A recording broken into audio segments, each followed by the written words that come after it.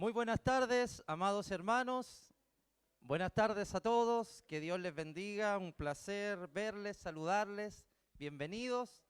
Estamos estudiando el Evangelio de Marcos y les invito a que abramos nuestra Biblia en el capítulo 12, por favor. Marcos, capítulo 12. Vamos a estar viendo el verso 1 al verso 12. Marcos capítulo 12, del versículo 1 al 12. Damos lectura a la palabra de Dios. Dice así. Entonces comenzó Jesús a decirles por parábolas. Un hombre plantó una viña, la cercó de vallado, cavó un lagar, edificó una torre y la arrendó a unos labradores. Y se fue lejos. Ya a su tiempo envió un siervo a los labradores para que recibiese de estos del fruto de la viña. Mas ellos, tomándole, le golpearon y le enviaron con las manos vacías. Volvió a enviarles otro siervo, pero apedreándole, le hirieron en la cabeza y también le enviaron afrentado. Volvió a enviar otro, ya a este mataron, y a otros muchos, golpeando a unos y matando a otros.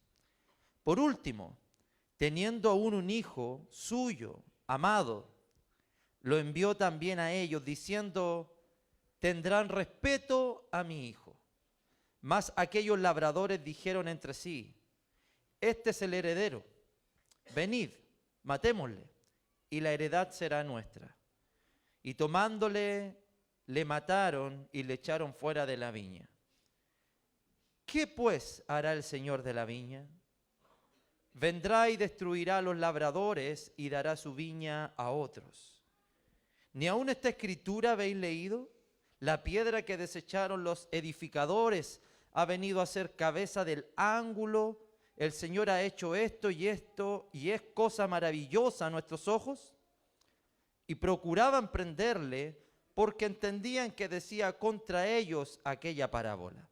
Pero temían a la multitud y dejándole se fueron. Recordemos que estamos en la última semana del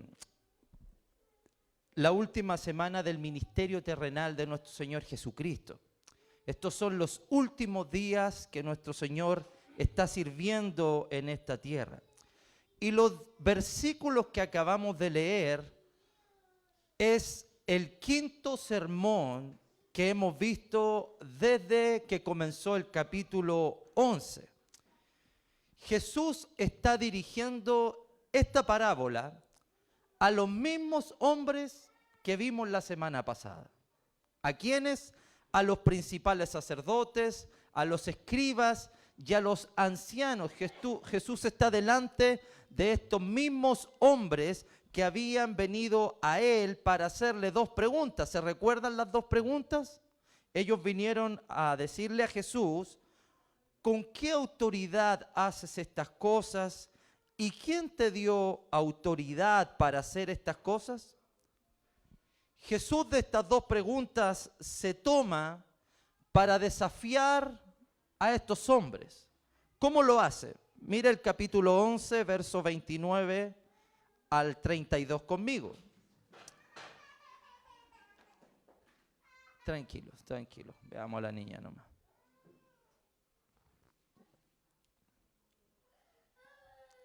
Capítulo 11, verso 29 al 32, dice así.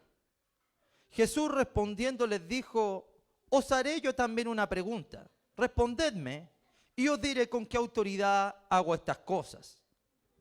¿El bautismo de Juan era del cielo o de los hombres? Respondedme. Entonces ellos discutían entre sí diciendo, si decimos del cielo, dirá, ¿por qué pues no le creísteis? Y si decimos de los hombres, pero temían al pueblo, pues todos tenían a Juan como un verdadero profeta. Esto lo estudiamos la semana pasada. Con esta pregunta Jesús los lapidó. Los dejó jaque mate. dijo nuestro hermano Pedro. No pudieron responderle a esto. ¿Por qué? Porque si ellos decían que el bautismo de Juan es de los hombres, el pueblo se iba a ir sobre ellos. Todos tenían a Juan por profeta. Y si decían que era del cielo, Jesús les iba a decir, ¿y por qué no creyeron entonces en él? Y si estos hombres reconocían que el bautismo era del cielo y que Juan solamente predicaba de Jesús, debían reconocer que Jesús también era enviado del cielo. Para no reconocer absolutamente nada, ¿qué prefieren hacer estos hombres? Mentir. ¿Qué nos dice el verso 33? ¿Qué dijeron estos hombres? No sabemos. Así dijeron. Entonces respondiendo Jesús les dijo, tampoco yo os digo con qué autoridad hago estas cosas. Ni ellos respondieron, ni Jesús les responde. Y esto sigue ahora, porque Jesús sigue delante de estos mismos hombres, les va a hablar a estas mismas personas, pero con la enseñanza que viene a continuación, Jesús va a responderles con la autoridad que Él hace estas cosas y quién se la da. Además, recordemos que en el contexto desde el capítulo 11 en adelante, vienen preguntas muy profundas y muy teológicas. ¿Quién te dio esta autoridad? ¿Con qué autoridad haces estas cosas? Preguntaron la semana pasada los fariseos. Hoy día la pregunta que se va a responder está ahí en el capítulo 12, verso 9. ¿Qué pues hará el Señor de la viña frente a estos labradores malvados? Y las preguntas que Jesús va a responder en las semanas siguientes, en los hermanos que vengan a predicar los próximos domingos, también va a responder la pregunta si es lícito o no dar tributo a César, o la mujer que tuvo 7 maridos en la resurrección, ¿de quién será esposa? ¿Quién será el marido de ella? También va a tener que responder cuál es el mandamiento más grande de todos. Todas estas preguntas y más vienen durante esta semana. Una semana muy fuerte, la última semana del ministerio de nuestro Señor. Comenzamos nosotros con nuestro pasaje. Capítulo 12, verso 1. Entonces comenzó Jesús a decirles por parábolas. Hermanos, antes de desarrollar, debemos entender, y mejor dicho, recordar qué es una parábola, porque ya hemos enseñado esto en el Evangelio de Marcos.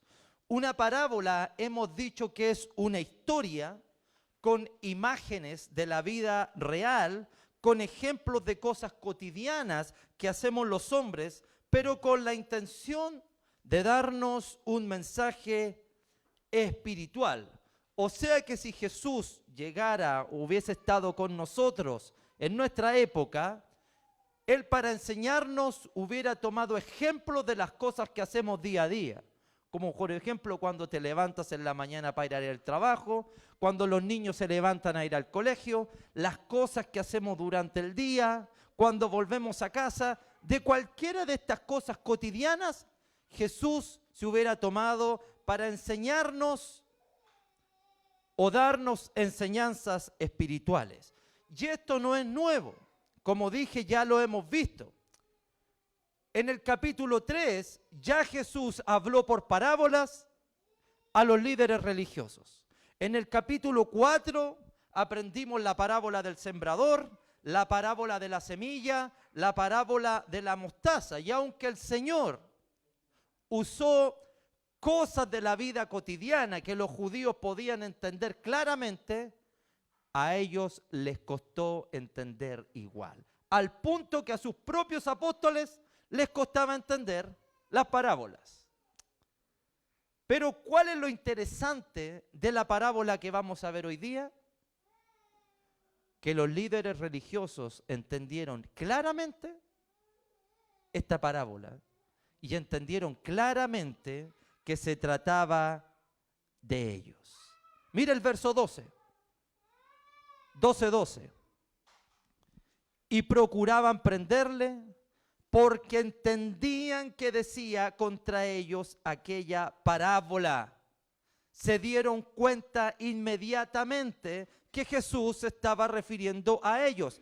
Esto, entender que Jesús se está refiriendo a ellos, específicamente enardeció el corazón de estos hombres, se alimentó su corazón de ira y lo único que quieren hacer es matar a Jesús. Ellos lo odian literalmente. Desde el principio de su ministerio, odian a Jesús y cada cosa que Jesús ha hecho, crece en su corazón el deseo por matarlo. Pero que ahora le diga esta parábola directamente a ellos y ellos entiendan que se la dice, llegó a su punto máximo. Están molestos y quieren matarlo sí o sí. ¿Ok? ¿Por qué estos hombres entendieron que la parábola se trataba exactamente de ellos? ¿Cómo se dieron cuenta que esta parábola que Jesús dijo se refería a ellos? Mire el verso 1 conmigo de nuevo.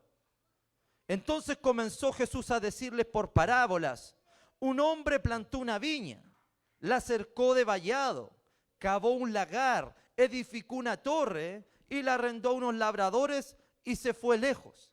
¿Cómo entendieron que se trataba de ellos? Esto tiene un trasfondo histórico. Y el tema de la viña viene del profeta Isaías. Por favor, en la pantalla, Dainer. Miren lo que dice, para que podamos entender esto. Isaías capítulo 5. Ahora cantaré por mi amado el cantar de mi amado a su viña. Tenía mi amado una viña de una ladera fértil. La había cercado, fíjese, escuche las palabras, tal como Jesús está contando en Marcos. Tenía mi amado una viña en una ladera fértil, la había cercado y despedregado y plantado de vides escogidas. Había edificado en medio de ella una torre y hecho también en ella un lagar. Y esperaba que diese uvas y dio uvas silvestres. Ahora pues, vecinos de Jerusalén y varones de Judá, juzgad ahora entre mí y mi viña. ¿Qué más se podía hacer a mi viña que yo no haya hecho en ella? ¿Cómo esperando yo que diese uvas ha dado uvas silvestres? Os mostraré pues ahora lo que haré yo a mi viña. Le quitaré su vallado y será consumida. Aportillaré su cerca y será hollada. Haré que quede desierta, no será podada ni cavada, y crecerán el cardo y los espinos, y aún a las nubes mandaré que no derramen lluvia sobre ella. Escucha el verso 7. Ciertamente la viña de Jehová de los ejércitos es la casa de Israel. Y los hombres de Judá, planta deliciosa suya. ¿Qué esperaba Dios? Juicio. Y en vez de juicio, vileza. Justicia, he aquí clamor. Israel era la viña de Dios, la viña de Jehová es la casa de Israel. ¿Qué esperaba Dios de su casa? Que diera fruto, y no dio ningún fruto. Ninguno. Esperaba buen juicio de ellos, y en vez de buen juicio encontró vileza. Esperaba fruto de justicia, y en vez de fruto de justicia encontró clamor. Esa palabra es gritos de angustia. Esta es la radiografía de Dios del pueblo de Israel en tiempos de Isaías. Pero después de la cautividad de los judíos, ellos volvieron a Jerusalén. Y el rey Herodes, dentro del templo, donde precisamente ahora está Jesús predicando, ¿sabe lo que puso Herodes? Lo que mandó a edificar ahí. Una vid, una viña de oro, hecha de oro. para identificar que Israel es la viña de Dios. Y pasaba el tiempo, y ¿saben lo que hacían las personas? Comenzaban a ponerle hojitas, ponerle ramas, ponerle frutos, todo de oro, bien hermoseada, para que se viera que Israel está dando los más grandes frutos. Eso era lo que pasaba. Como que estuviera creciendo. Entonces los judíos entienden con claridad que la viña representa al pueblo de Israel, y por eso llegan a entender que esta parábola se refiere a ellos. ¿Ok? Verso 1 nuevamente. Un hombre plantó una viña, la cercó de vallado, cavó un lagar, edificó una torre y la arrendó a unos labradores y se fue lejos. Si la viña, representa la casa de Israel, ¿quién sería el dueño de la vid en este pasaje? ¿Quién? ¿Nadie sabe? Dios, ¿verdad? Obviamente, Dios sería el dueño de la vid. Ahora la pregunta es, ¿quiénes serían los labradores en este pasaje? ¿Quiénes? Los líderes religiosos de Israel. Ellos representan a los labradores, a quienes Jesús le está contando precisamente esta parábola, a todos los miembros del Sanedrín.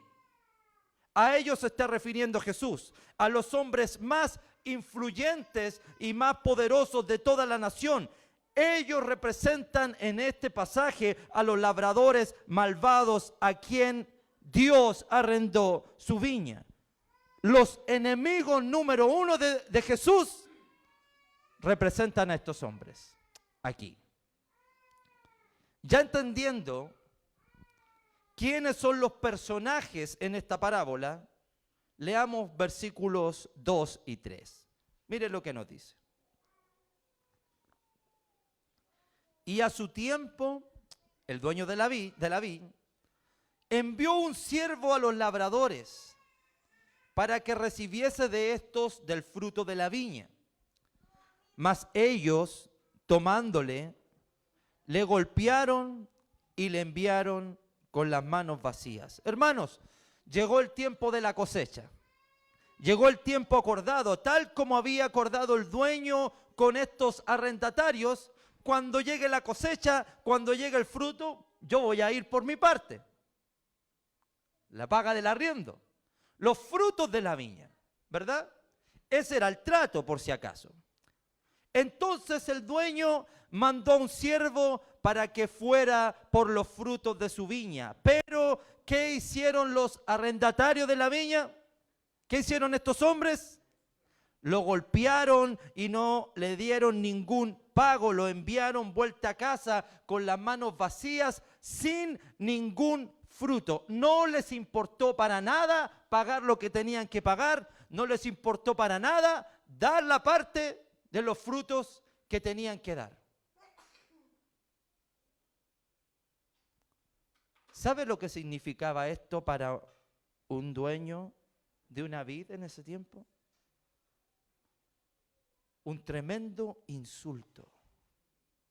Uno de los insultos más grandes. Faltarle el respeto al dueño de la viña. Estos lo hicieron. Era el insulto más grande para este hombre. Y por si acaso, mis hermanos, para que entendamos bien este punto, estas cosas estaban pasando a menudo en la época. Desde que los celotes judíos se rebelaron contra el régimen romano, alrededor del año 6 después de Cristo, las relaciones políticas fueron muy complejas para los judíos, al punto de que los agricultores o los labradores, que en su mayoría, por no tener una viña, tenían que arrendar una, los explotaban cada día y los forzaban a sacar el fruto de la tierra, y la mayoría del pago era ¿para quiénes? Para los dueños, que en su mayoría pertenecían al imperio que los dominaba y sometía al pueblo. Por estas razones, muchos labradores de la época no querían pagar por la explotación que estaban sintiendo de parte de los romanos. Y muchas veces, para no hacerlo, estos hombres llegaban a usar la violencia. Entonces esta historia, esta parábola que está contando Jesús, era parte del contexto que ellos estaban viviendo. La mayoría de los dueños se hubieran sentido totalmente insultados, y ¿saben lo que hubieran hecho? Hubiesen usado todo su poder político para destruir a estas personas. Toda su fuerza. Hubiesen usado todo su poder para destruir a estos hombres, porque no les pagaron. Porque llegaron a un trato. Y estos hombres no lo están haciendo. Pero en esta historia hay una gran diferencia de actitud con el dueño de la viña. ¿Qué hizo el dueño de la viña? A pesar de que golpearon a su siervo, a pesar de no recibir del fruto de su viña, y a pesar de que le faltaron el respeto, el verso 4 nos dice, volvió a enviarles otro. Este pasaje, hermanitos, nos habla de la paciencia de nuestro Dios. La paciencia de Dios para con el hombre. Volvió a enviarles otro siervo. No tomó cartas en el asunto, podría haberlo hecho fuertemente, pero no lo hace. Volvió a enviarles otro. ¿Y sabe lo que hicieron estos hombres? Verso 4. Pero apedreándole, le hirieron en la cabeza y también le enviaron afrentado. A pesar de que el dueño de la vid mostró paciencia con estos hombres no, en esta oportunidad no golpearon a la persona, lo apedrearon, lo hirieron en la cabeza y lo enviaron afrentado. ¿Sabe lo que significa esa palabra aquí? Lo deshonraron. Lo trataron de la manera más vergonzosa. Este hombre fue totalmente humillado. ¿Para qué? Para que nunca más se le ocurra volver a ir. No es solo apedrearlo, lo humillaron, lo dejaron totalmente desvergonzado. Para que no se le ocurra más venir a pedirnos el pago. ¿Y qué hace el dueño? Sigue siendo paciente. Sigue sin tomar cartas en el asunto. Y vuelve a enviar a otros. Verso 5. Volvió a enviar otro. Y a este mataron. Y a otros muchos, golpeando a unos y matando a otros. A pesar de que el dueño les muestra tanta paciencia, estos labradores siguen siendo malos. No les bastó con golpear, no les bastó con apedrear, no les bastó con humillar, ahora llegaron a matar a uno de sus siervos. Y más les mandaba, y más golpeaban, ya más mataban, ya más humillaban. Esa fue la respuesta de estos hombres. ¿Qué representa toda esta historia? ¿Qué está contándonos Jesús aquí? ¿Qué es lo que Él quiere enseñarnos? Si Dios es el dueño de la viña, si Dios es el dueño de la vid, ¿quiénes serían en esta historia los siervos apedreados, golpeados y muertos? ¿A quiénes representan? ¿A quiénes? Están todos tímidos hoy día. A los profetas, hermanos. representan a los profetas, a todos los profetas del Antiguo Testamento. Dios constantemente envió al pueblo de Israel a sus siervos. Y el pueblo siempre los estuvo menospreciando. Una y otra vez Dios enviaba a sus siervos y los menospreciaban. Y volvía el Señor a tener paciencia y volvía a enviarle sus siervos para que llevaran palabra de Dios. Y volvían el pueblo a humillarlos y volvía el pueblo incluso a matarlos. Y si usted cree que estoy exagerando, mire los versículos que vamos a ver ahora. Esto pasaba con los profetas del Antiguo Testamento. Y Jehová, el Dios de sus padres, envió constantemente palabra a ellos por medio de sus mensajeros, porque él tenía misericordia de su pueblo y de su habitación. Mas ellos hacían escarnio de los mensajeros de Dios, menospreciaban sus palabras, burlándose de sus profetas, hasta que subió la ira de Jehová contra su pueblo y no hubo ya remedio. Mire lo que dice Jeremías.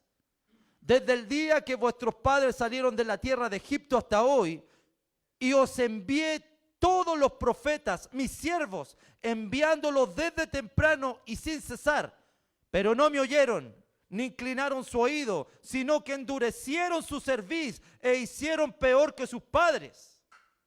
Así trataron a los profetas de Dios. ¿Sabe cómo trataron al profeta Elías? Miren. Elías está hablando acá. Y hablo de Elías porque era el profeta más grande de Dios. Él respondió: he sentido un vivo celo por Jehová, Dios de los ejércitos, porque los hijos de Israel han dejado tu pacto, han derribado tus altares y han matado a espada a tus profetas. Y solo yo he quedado y me buscan para quitarme la vida. ¿A Elías? ¿A Elías? Si así fue la cosa con los profetas de Dios. Después que murieron, hablaban de ellos, hacían altares, el gran profeta. Pero cuando estaban en la época, los profetas fueron totalmente humillados, deshonrados, los trataron mal. A muchos mataron. Elías está diciendo: mataron a espada a tus siervos, a tus profetas, solo quedo yo vivo. Y también me quieren matar. Así trataron a los profetas de Dios. Jeremías, cuando estuvo predicando al pueblo de Israel, quedó totalmente solo. ¿Sabe cuántos se convirtieron en el tiempo de Jeremías? Ningún hombre, ninguna persona. Todos negaron a Jeremías. Nadie quiso escucharlo. Y a pesar de que Dios tenía paciencia y enviaba a sus profetas, los hombres los golpearon, los apedrearon, los humillaron y a muchos los mataron. Esa es la razón de que Jesús diga estas palabras cuando entró a Jerusalén. Jerusalén, Jerusalén, que matas a los profetas y apedreas a los que te son enviados. Esto era lo que pasaba. Desde el Antiguo Testamento, por todo el Antiguo Testamento, desde Moisés hasta Malaquías, lo único que vemos contra los profetas de Dios: desprecio, humillaciones y muertes. Desprecio por los enviados de Dios. Entonces, hermanos, el pueblo de Israel fue la viña de nuestro Dios y Él la proveyó de todas las cosas. Esta viña debía dar la mejor uva, el mejor vino, el más rico. Y no dio absolutamente nada. Y Dios, por amor a esta viña, mandó a sus profetas para anunciarles la palabra una y otra vez, mostrando paciencia, pero el pueblo los despreció a todos. Y como no los reciben, ¿qué va a decidir? Ya no enviar más siervos, ya no enviar más profetas. Para que esta viña dé frutos, este hombre va a enviar a su hijo. Verso 6. Por último, teniendo aún un hijo suyo, amado, lo envió también a ellos diciendo, tendrán respeto a mi hijo. Aquí podemos ver el gran amor de Dios por su viña y el deseo de Dios que su viña produzca fruto. El padre entiende que menospreciaron a sus siervos y para recibir del fruto de esta viña decide enviar a su hijo, su único hijo, su amado, porque entiende que deben respetarlo por ser hijo. Entiende que lo deben respetar. No pueden faltarle respeto a su hijo. De hecho, la palabra respeto en este pasaje es reverencia, que quiere decir que tendrían que haber visto a este hijo. ¿Y qué tendrían que haber hecho? Tendrían que haberse inclinado delante de él. Tenían que tener respeto por su hijo.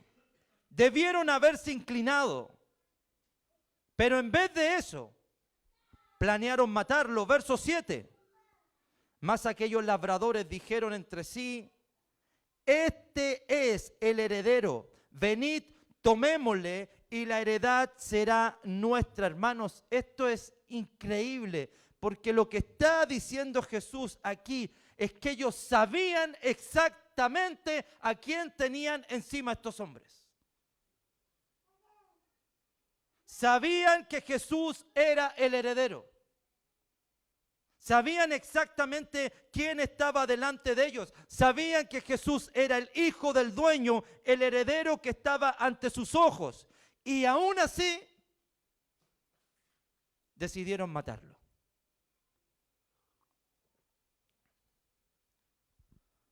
¿Nos damos cuenta, hermanos,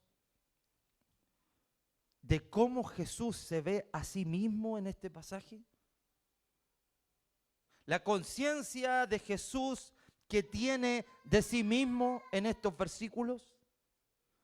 Quiero recordarle lo que le preguntaron la semana pasada. ¿Con qué autoridad haces estas cosas? ¿Quién te dio autoridad? Si nosotros no te la hemos dado, por eso era la pregunta. Por eso era la pregunta. Nosotros no te hemos dado nada. ¿Con qué autoridad las haces? ¿Sabes cuál es la respuesta aquí?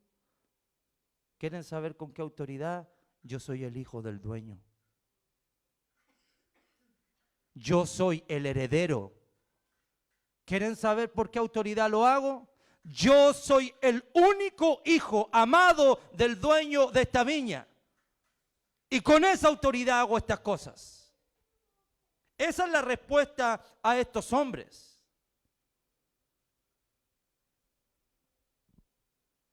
Ustedes no debían estarme preguntando estas cosas. Ellos saben quién es Jesús, saben que es el heredero. Y en vez de estarme preguntando este tipo de cosas, debieran mostrarme respeto, si eso era lo que tenía que pasar. Estos hombres debían haberle mostrado reverencia, deberían haberse inclinado, porque nadie más tiene la autoridad que tiene Jesús. Y solamente Él va a heredar esta viña. Hermanos, con todos los atributos divinos que tiene nuestro Señor Jesús, es tan increíble lo que acepta hacer. ¿Saben lo que es? Ir a la misión. Ser enviados de Dios. Ser un misionero de Dios. Ir a la misión de Dios. Jesús fue enviado para hacer la misión del Padre. Para hacer las cosas que el Padre quiere que haga. Pero esto va a traer un costo para Él. Va a tener que pagar un precio. Porque la misión, para que sea llevada a cabo, le va a costar dejar su trono. La misión le va a costar dejar su riqueza. Por la misión va a tener que dejar sus glorias. Por la misión va a tener que dejar que los ángeles lo adoren. Por la misión. Jesús va a tener que separarse de su Padre. Por la misión está dispuesto a cambiar su cuerpo glorioso por un cuerpo corruptible. Por la misión está dispuesto a cambiar y a despojarse de su inmortalidad para hacerse un hombre mortal y recibir la muerte. Este es el costo de la misión de Dios, por si acaso. ¿Usted cree que para Jesús esto era muy fácil de hacer? Esto es lo que le costó al Hijo de Dios hacer la misión del Padre. Y esto debe llevarnos a preguntarnos a nosotros en esta tarde: ¿cuántos, con sinceridad, cuántos de los que estamos aquí nos interesa la misión de Dios? ¿A cuánto nos interesa la misión realmente? ¿Cuántos de los que estamos aquí, en serio, estamos dispuestos a decir, heme aquí, estoy listo, envíame a mí, Señor? ¿Cuántos de los que estamos aquí nos interesa realmente la misión? Porque que nos interese la misión nos va a llevar también a estar dispuestos a dejar cosas por la misión. Como Jesús lo hizo. ¿Estamos listos para eso? ¿Sí? ¿Listos a dejar cosas por Jesús? ¿Estamos dispuestos a ser un instrumento para que Dios haga su misión por medio de nosotros? ¿Vemos la misión de Dios como algo importante? ¿Nos importa la misión? ¿Sí o no?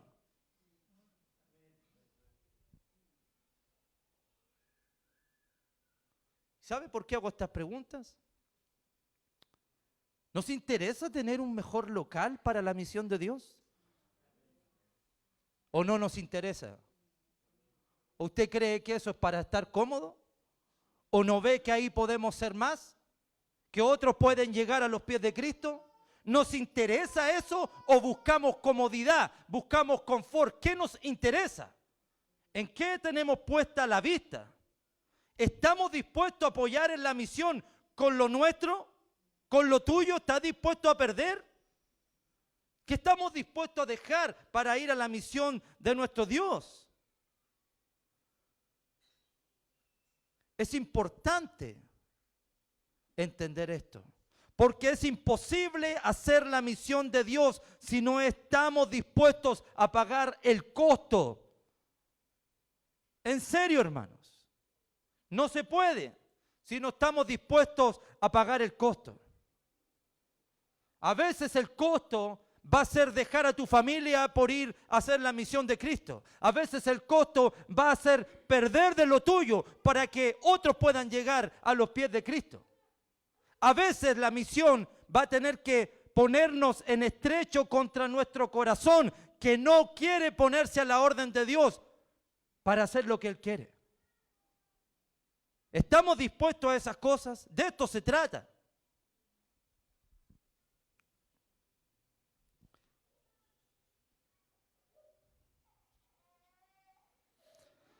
¿Por qué a veces no nos cuesta tanto pagar el costo de la misión de Dios? Y hablo de todos, me incluyo por si acaso. Porque nos cuesta desarrollar el corazón de Jesús. Nos cuesta mucho. Nos cuesta ver como Él, sentir como Él, ver las necesidades de Dios como las ve Él. Nos cuesta, estamos en camino, pero a veces nos cuesta mucho. A veces nos parecemos más al corazón de estos labradores, no dispuestos a dar nada. No quieren perder, quieren ganar, quieren adueñarse de la viña, quieren adueñarse de algo que no les pertenece. Quieren ganar, pero no están dispuestos a dar ni a perder sus propias cosas. Quieren más.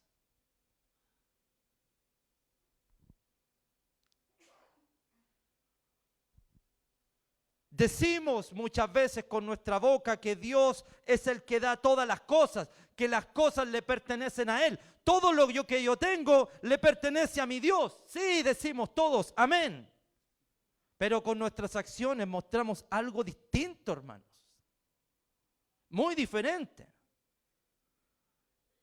Nuestras acciones a veces muestran que el dueño no es Dios. Sigo siendo yo. Y nadie me va a quitar lo que tengo. Nadie. Esta es la raíz del problema del corazón del hombre.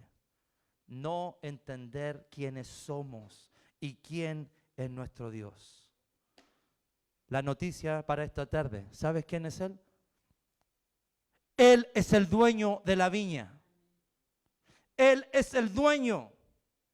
Él es el dueño de tu vida, Él es el dueño de mi vida, Él es el dueño de todas las cosas. Nos guste o no nos guste, Dios es el dueño en este pasaje.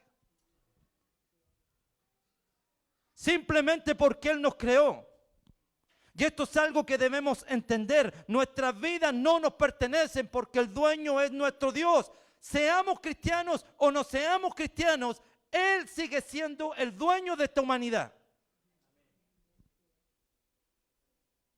Y nos puso en este mundo para darle honra, para respetarlo, para tener reverencia ante Él. Esto significa que debemos dejar de vivir vidas autónomas. No podemos seguir viviendo para nosotros mismos, ya que el dueño nos creó y nos da vida para vivir para Él y no para nosotros.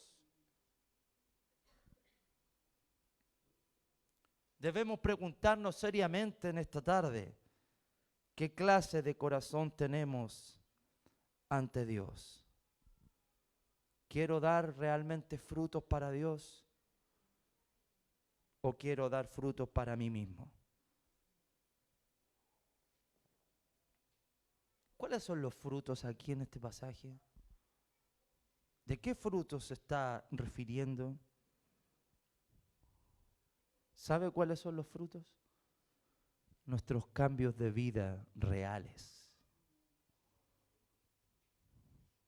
Se trata de que Dios va trabajando en nosotros para que demos los frutos de Jesucristo en nosotros. Y esto significa, no puedo seguir viviendo igual como vivía antes de mi bautismo. ¿Por qué? Porque Dios me ha llamado para que nosotros demos fruto. Cambios reales. No puedo seguir viviendo igual sin tener cambios en mi vida. Ejemplos. Si era una persona soberbia en mi vida pasada y me bauticé hace un par de meses, hace un par de años, hace un par de tiempo, no puedo seguir viviendo con la misma soberbia. Debo dar frutos de eso. No puedo hacerlo. Frutos de esto. Si antes de llegar a Cristo me gustaba mentir, siempre estaba mintiéndole a la gente, ahora que somos cristianos, ahora que estamos en Cristo, no puedo seguir dando ese fruto. Tengo que comenzar a hablar la verdad. Frutos de nuestra vida diaria. Porque siempre que hablamos de frutos solamente estamos pensando en servir aquí el domingo. Esto es lo último, hermanos. Esto es lo último que se nos tiene que pasar por la cabeza. La vida cristiana no se trata de predicar aquí un domingo. Yo puedo estar aquí hablándoles y ustedes, muy bonito. ¿Qué importa si al final en la semana vivo como yo quiero? Frutos de verdad. Cambios reales. Dios viviendo en nuestro hogar. Viviendo vidas que glorifiquen su nombre. Esos son los frutos que Dios espera de nosotros. Cristo nos llamó y nos aceptó para desarrollar nuevos frutos en nuestra vida. Ya no podemos seguir viviendo como antes. Amén. no hay duda, todos tenemos procesos. A todos nos cuestan algunas cosas, otros a otras cosas. Todos luchamos con nuestra vida. Pero cada día que tenemos, Dios nos ha regalado ese día para desarrollar frutos en nosotros. Estos hombres, por no tener esta clase de corazón, decidieron deshacerse de Jesús. No lo soporto. Quiero sacarlo. Matémoslo. Ya no lo queremos. Hay que matarlo. Miren el verso 8. Y tomándole, le mataron y le echaron fuera de la viña. ¿Qué tenían que tener? Respeto. Lo mataron, no les importó y lo mataron fuera. Eso puede ser una referencia a lo que dice el libro de Hebreos, por si acaso. Dainer. Por lo cual, también Jesús, para santificar al pueblo mediante su propia sangre, padeció fuera de la puerta. ¿Sabe por qué? Lo vamos a matar, pero lo vamos a echar de aquí.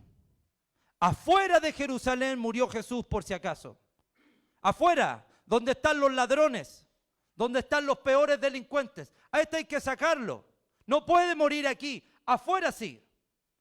Ese fue el complot, el plan de estos hombres. Como un delincuente lo trataron al Señor, al heredero de todo. Hasta el verso 8, esa es la parábola, por si acaso. Hasta ahí llega. Esa es la parábola. Eso es lo que cuenta Jesús. Pero el verso 9, hermanitos, va a ser la aplicación de esto, de esta historia.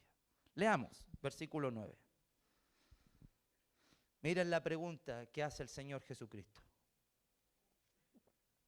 ¿Qué pues hará el Señor de la viña? ¿Qué va a hacer el Señor de la viña? ¿Qué va a hacer el dueño con los que mataron a su hijo?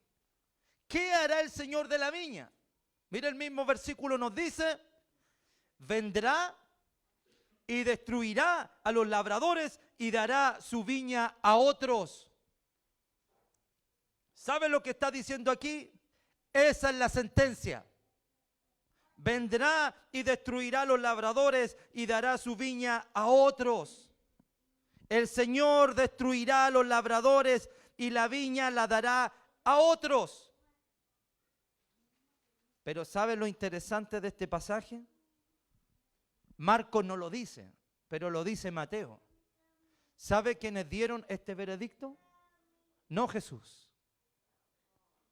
Los propios líderes religiosos. Miren lo que dice Mateo 21:41. Le dijeron, ellos dijeron esto, no Jesús. Le dijeron, a los malos destruirá sin misericordia y arrendará su viña a otros labradores que le paguen el fruto a su tiempo. Después que ellos escucharon la historia, después que escucharon la parábola, ¿qué creen ustedes que va a hacer el dueño de la viña? Los va a destruir. Al tiro lo dicen. Va a destruirlos sin misericordia y esta viña la va a pasar a otros. Cayeron precisamente en lo que Jesús quería que cayeran. Y esto me recuerda un poquito a lo que pasó el profeta Natán con el rey David. ¿Se acuerdan? El profeta Natán llamó a David, quiero contarte una historia, David. Y le contó de un hombre que tomó una ovejita y él tenía muchas. Y al final, cuando David escucha la historia, dice, ese es digno de muerte. ¿Sabe qué le dijo Natán? Tú eres ese hombre. cuando dio el veredicto, a ti me refería. Jesús está haciendo lo mismo. Les contó la historia. Ellos dieron el veredicto. Ustedes son estos. Ustedes son estas personas. A ustedes me estoy refiriendo. Ustedes son los que hicieron esto. Estos hombres habían pensado que matando al hijo quedarían como los dueños de la viña. Pero no. El dueño les quita la viña para siempre y la entregó en manos de otros. Y literalmente, hermanos, Dios le quitó la viña a Israel. Se la quitó. Le quitó la vid a los israelitas. Le quitó la viña para dársela a su nuevo pueblo, para dársela a sus nuevos escogidos, para que este nuevo pueblo pueda dar el fruto que estos hombres jamás pudieron dar. Y para que estos hombres se den cuenta que este juicio que acaban de hacer ellos caerá sobre ellos, Jesucristo los lapida diciéndoles lo siguiente. Miren lo que dice. Verso 2, verso 10 y 11. ¿Ni aún esta escritura habéis leído? La piedra que desecharon los edificadores ha venido a ser cabeza del ángulo. El Señor ha hecho esto y es cosa maravillosa a nuestros ojos. ¿Ni aún esta escritura leíste? Es como, no escuchan a los profetas, no escuchan a los siervos, no escuchan a los enviados de Dios y tampoco leen las escrituras. Los que tienen que enseñar al pueblo, los que guían al pueblo, las personas más importantes no escucharon a los profetas y tampoco leen las escrituras.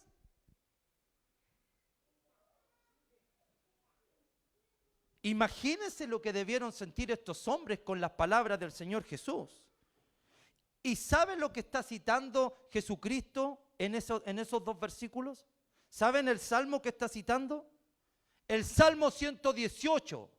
Jesús está citando este salmo para apoyarse en las escrituras, que lo que a él le va a pasar no es un invento suyo, no es algo de su imaginación. Lo que está diciendo Jesús es lo que el texto de la Biblia dice, lo que el Antiguo Testamento dice. La piedra angular va a ser deshecha por los edificadores.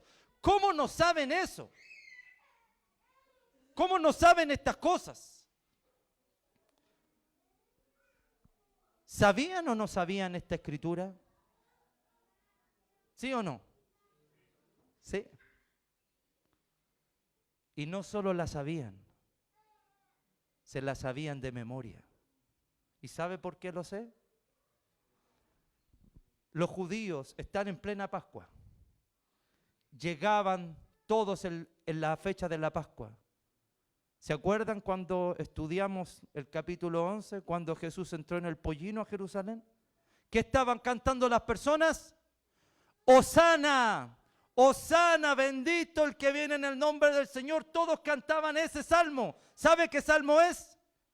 Este mismo. El mismo Salmo 118. El salmo que ellos se sabían de memoria. ¿No han leído esta escritura? Claro que la han leído. Se la saben de memoria, pero no la entienden. ¿Y sabe por qué no la entienden? ¿Sabe por qué no pueden entenderla?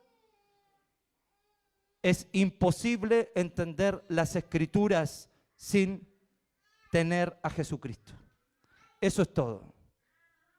Es imposible entender las escrituras sin conocer a Jesús. Jesús es la clave para entender las escrituras. Y como estos hombres desechan a Jesús, no quieren a Jesús, no pueden entender la palabra de Dios. Tienen un velo sobre su corazón, un velo sobre sus ojos, que no los deja ver la verdad de nuestro Dios. No podemos. No podemos aprender las Escrituras dejando a Jesucristo afuera. Estos hombres leían, se sabían el Salmo de memoria, jamás pudieron entenderlo porque desecharon a Jesús. Y nadie puede entender la palabra de Dios sin tener a Jesucristo como su Señor. Amén. Nadie. Estos hombres que despreciaron y desecharon la piedra angular para la edificación del templo de Israel, Dios lo puso por piedra angular para la edificación de su nuevo templo, para que Él sea el eje constructor de su iglesia. Amén. Jesús. Él es la clave y el centro para el entendimiento de todas las cosas. ¿Qué aprendemos nosotros en esta historia? Vamos a ver tres cosas. Lo primero que aprendemos es: nadie puede menospreciar al Hijo de Dios. Nadie puede menospreciar a Jesús. Ninguna persona. Todo lo que Él dejó e hizo para heredar la viña, todo lo que Él sufrió para que su nuevo pueblo dé fruto, los hombres no podemos menospreciarlo. Eso significa, no podemos seguir viviendo de la misma manera en que vivíamos. Tenemos que dar nuevos frutos. Debemos tener cambios reales en nosotros. No puedo estar escuchando al amado, al hijo del dueño, al heredero, constantemente, una y otra vez, y a la vez ignorarlo con mi vida. No se puede. Jesús fue menospreciado una y otra vez por las personas. Entró a Nazaret, donde Él era, donde nació. Lo menospreciaron. Fue a donde los gadarenos lo menospreciaron. Los líderes lo menospreciaron. El pueblo lo menospreció. Este mundo lo menosprecia. Nosotros no podemos hacer lo mismo, hermanos. Amén. No podemos menospreciar a nuestro Señor Jesucristo. La segunda cosa que aprendemos es la gran paciencia de Dios por nosotros. Hermanos, una y otra vez, Dios nos está animando.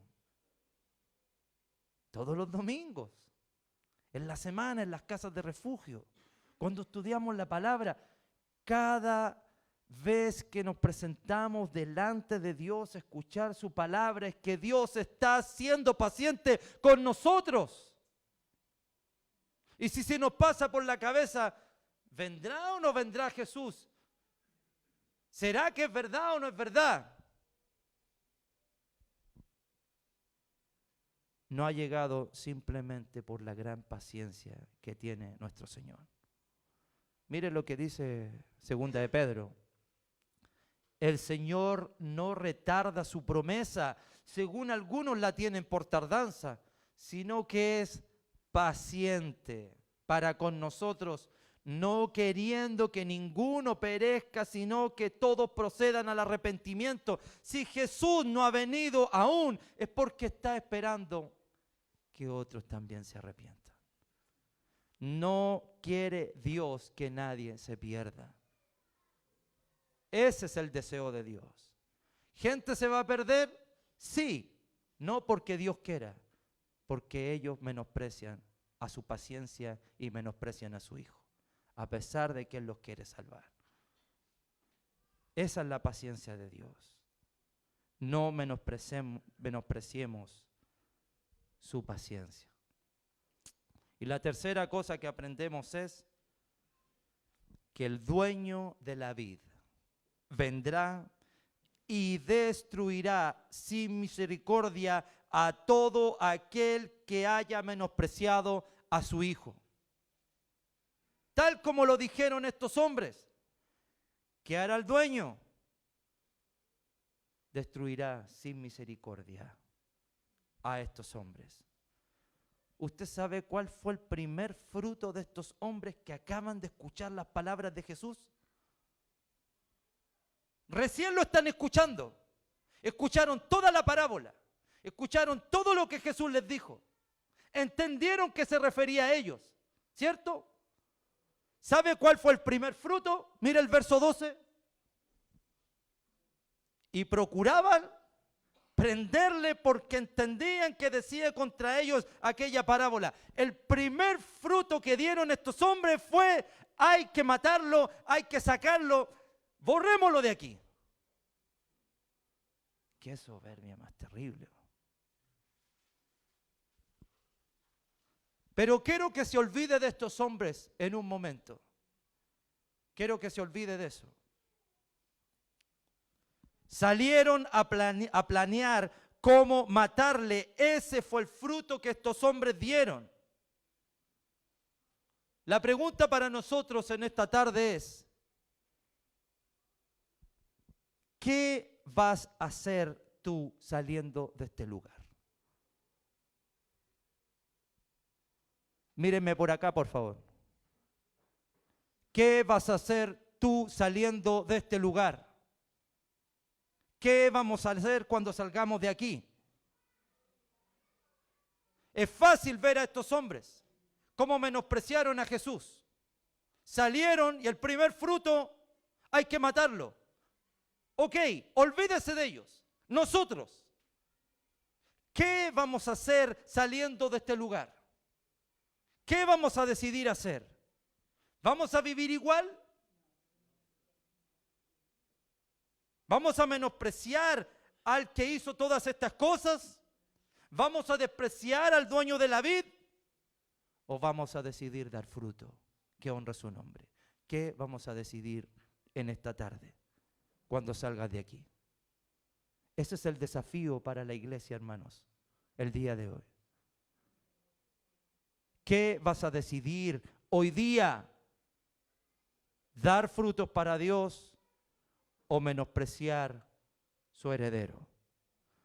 Una cosa muy clara en este texto: los enemigos de Dios entendieron claramente que esta parábola iba dirigida a ellos, ¿verdad? Olvídese de ellos. Queda claro entonces que Dios nos está hablando a nosotros hoy día, ¿cierto? No piensen en estos hombres.